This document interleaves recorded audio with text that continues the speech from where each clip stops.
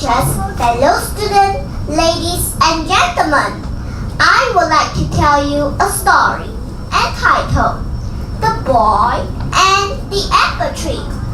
A long time ago, there was a huge apple tree.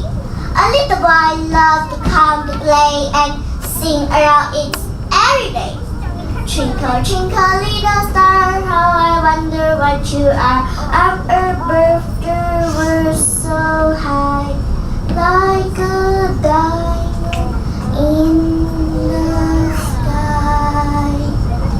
Time went by slowly, while the little boy grew older. One day, the boy came back to the apple tree. "Have you come to play with me?" asked the tree happily.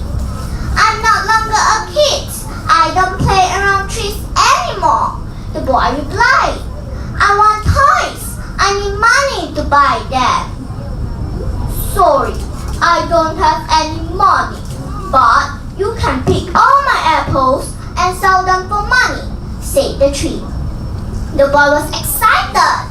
He grabbed all the apples off and left happily. The boy never came back. One day, the boy came back to the apple tree, but he has grown into a man. The tree was very happy to see him again. "Come, let's play," said the tree. "I can't. I have to work for my family. We need a house. Can you help me?" asked the man.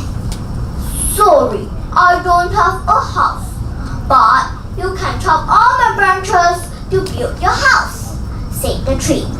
The man was very happy. He cut all the branches off and left happily. Finally, the man returned after many years. "Sorry, my boy, I don't have anything for you anymore. I have a very old said the tree. "I am too old for anything right now. I just need a place to rest. I am tired after all these years." The old man replied, "Good. Come, sit here and rest with me," said the tree.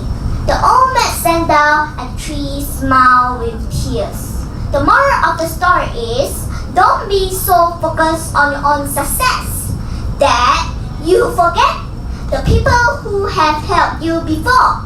Thank you.